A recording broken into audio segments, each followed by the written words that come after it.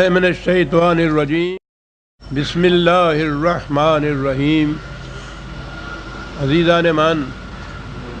آج جنوری 1983 کی 21 تاریخ ہے اور درس قرآن کریم کا آغاز سورہ رحمان کی آیت 19 سے ہو رہا ہے۔ سابقہ درس میں نے معذرت چاہی تھی کہ نظرے کے اثر سے میرے گلے پر کچھ تکلیف ہے، وہ سام تو نکل گیا ہے لیکن اس کی لکیریں دور تک جایا کرتی ہیں، اب بھی کچھ اثر ہے اس کا، اس لیے میں پہلے ہی معذرت چاہتا ہوں۔ یہ سورہ رحمان میں آپ دیکھیں گے کہ شروع سے آخر تک خدا کی صفت رحمانیت کے مظاہر کا بیان چلا آ رہا ہے، اور میں نے یہ عرض کیا تھا کہ یہ جو اعلیٰ ہے فَبِأَيِّ آلَاءِ رَبِّكُمَا تُكَذِّبَانِ، تو اس کے معنی نعمت ہی نہیں ہے، اس کے معنی قدرت کے بھی ہیں، اور مولانا شبیر احمد عثمانی مرحوم کے الفاظ میں وہ کہتے تھے کہ کرشمہ بھی اس کے متعلق کہا جا سکتا ہے۔ تو اللہ تعالیٰ کی اصل میں رحمانیت کی چیزیں آتی ہیں کہ جو بتدریج نمود میں نہ آ رہی ہوں بلکہ واقعی فجائی طور پر ایمرجنٹ طور پر سامنے آئیں، اور اس میں نشو و نما کا پہلو ہو، کیونکہ یہ چیز یہ تو مادہ ہی رحم سے ہے، اور اس کے معنی ہیں نشو و نما نہایت لطافت کے ساتھ، نرمی کے ساتھ، جیسی رحم مادر میں بچے کی نشو و نما ہوتی ہے، یہ مادی معنی اس کے ہیں۔ اور رحمانیت میں نے عرض کیا تھا کہ جو چیز یکبارگی نمود میں آئے اس کے لیے یہ باب استعمال ہوگا اس مادے سے۔ تو بیان چلا آ رہا ہے مختلف ان فطرت کی ان کار فرمائیوں کا جنہیں اللہ تعالیٰ کی صفت رحمانیت نے پیدا کیا اور جو انسانوں کی نشو و نما کے لیے ضروری ہے، جسمانی نشو و نما بھی اور اس کے بعد انسانی صلاحیتوں کی نشو و نما بھی، اور انہی کو اگر دونوں ہی چیزوں کو اگر خدا کی حدود کے اندر رکھا جائے تو پھر انسانی زندگی اپنے ارتقائی منازل طے کرتی ہوئی آگے بھی بڑھتی ہے، جسے ہم اخروی زندگی اور اس کی جنت کہتے ہیں۔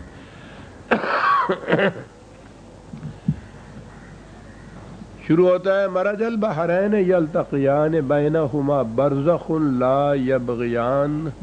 فبأی آلاء ربکما تکذبان۔ پانی سے زندگی کی نمود ہوئی، وجعلنا من الماء کل شیء حی، اور پھر پانی پہ زندگی کا دار و مدار بھی ہے۔ ہم تو اس کی قدر زیادہ نہیں جانتے، اس صحرا نشینوں سے پوچھئے، ریگستان والوں سے پوچھئے کہ پانی کی قیمت کیا ہوتی ہے۔ ان کی ساری زندگی ان صحراؤں میں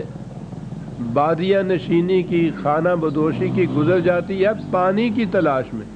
جہاں کہیں تھوڑا سا پانی ہوا، پانی کے گرد سبزہ ہوا، دو چار درخت ہوئے، وہیں انہوں نے ڈیرا لگا لیا۔ پانی ختم ہوا، وہاں سے اٹھ کے کسی دوسری جگہ چلے گئے۔ تو اس لیے قرآن کریم میں جنت کے متعلق خاص طور پہ تجری من تحت الانہار، پانی کا خاص طور پہ وہاں ذکر آتا ہے، اور وہ نہ بھی ہو ہمارے آپ کے لیے بھی تو یہ صورت ہے، کہیں پانی نہ ملے تو پھر دیکھیے حشر کیا ہوتا ہے انسان کا۔ دوست، یہ باہر کا لفظ ہمارے ہاں سمندر کے لیے استعمال ہوتا ہے،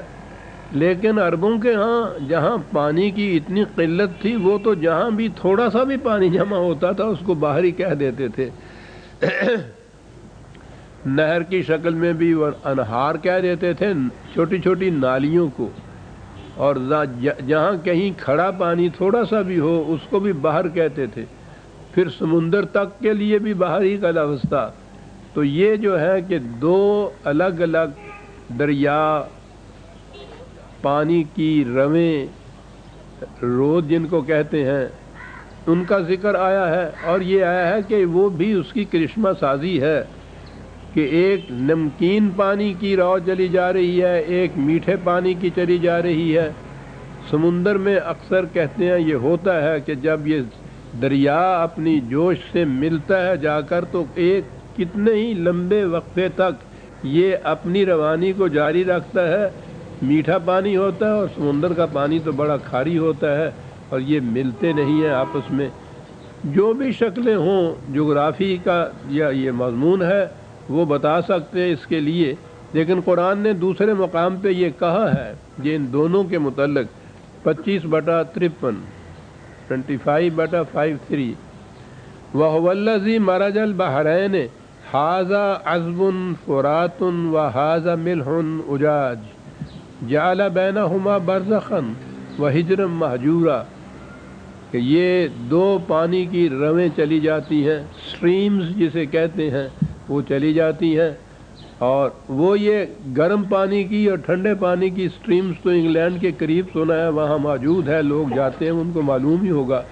وہ ٹھنڈے پانی کے سمندر میں گرم رو جو ہے وہ اپنی چلی جا رہی ہے اور وہ گرم رہتی ہے، پانی ٹھنڈا رہتا ہے۔ کہا کہ اس طرح انداز کا یہ دو چیزیں چلی جاتی ہیں، ان کے درمیان کوئی بند نہیں باندھا ہوا تم لوگوں نے کہ ایک دوسرے سے ملے نہیں۔ ہمارے قانون فطرت نے ایسا انتظام کیا ہے کہ وہ آپس میں ملتے نہیں ہیں، اسی طرح سے چلے جا رہے ہوتے ہیں اپنی اپنی روش کے مطابق۔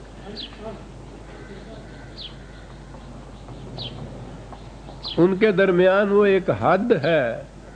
اور وہ حد ایسی ہے کہ وہ تجاوز نہیں کرتی کہ ادھر سے ادھر مل جائے اور ادھر سے ادھر مل جائے، اس لیے تم ان سے فائدہ اٹھا سکتے ہو۔ زندگی تو میٹھے پانی سے ساتھ ہوتی ہے، تو کہیے کہ خدا کی کس کرشمہ سازی سے تم انکار کرو گے، اس کو جھٹلاؤ گے، اور پھر یہ پانی پینے کے لیے،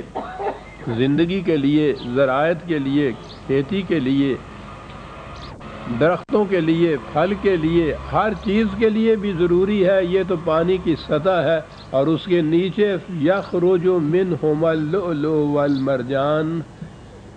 فبأي آلاء ربكما تكذبان، ان کے نیچے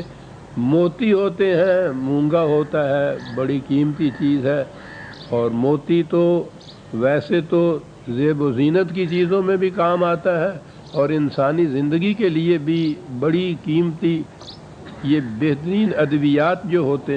ہوتی ہیں ان میں آپ دیکھیے یہ کیمیکل سائنس والے بتائیں گے کہ یہ بہترین قسم کا کیلشیم جو ہے اپنی کنسنٹریٹڈ فارم کے اندر وہ موتی میں ہوتا ہے۔ یہ ضمناً بات آ گئی یاد کہ یہ میں نے عرض کیا، بار بار میں عرض کرتا ہوں کہ یہ عرب، یعنی اس زمانے میں بھی دنیا میں یوں تو افریقہ کو ڈارک کنٹیننٹ کہتے تھے، عرب بھی علم کے اعتبار سے بڑا ہی تاریک بر اعظم یا تاریک ملک تھا، اس میں تعلیم تھی ہی نہیں، باہر کی دنیا کے ساتھ کوئی تعلق ہی نہیں ایسا رکھا تھا، نہ تہذیب، نہ ثقافت، نہ تمدن، نہ علم دوسری دنیا کا۔ اور اپنے ہاں جیسا میں نے عرض کیا ہے کہ مکے جیسے شہر میں جو بین الاقوامی شہرت رکھتا تھا، حضور کی بعثت کے زمانے کوئی 17 آدمی تھے جو نوشت و خوان صرف جانتے تھے، لکھنا پڑھنا، علم تو بہت بڑی چیز ہے، لیکن میں نے عرض کیا تھا کہ زبان ان کی اور کانسیپٹس جن کو کہتے ہیں، تصورات جو ہیں، معلوم نہیں کہ اس قوم نے وہ تصورات کہاں سے لیے تھے اور زبان کیسے بنی تھی۔ ابھی یہ چونکہ لولو کا لفظ آ گیا، موتی کا سامنے لفظ آ گیا تو ذہن میں آیا، دیکھیے کہاں یہ پہنچتے تھے۔ مشہور یہ ہے کہ بہار کے موسم میں بادل سے جو پانی ٹپکتا ہے، بارش ہوتی ہے، تو سمندر کی سیپ، صدف جس کو کہتے ہیں، سپی، وہ اپنا منہ کھول دیتی ہے، اس میں ایک قطرہ پانی کا ٹپک پڑتا ہے تو وہ بند کر دیتی ہے اپنے آپ کو، اور پھر وہ نیچے چلی جاتی ہے۔ یہ عام طور پہ مشہور ہے یہ کہ یہ ایسے ہوتا ہے،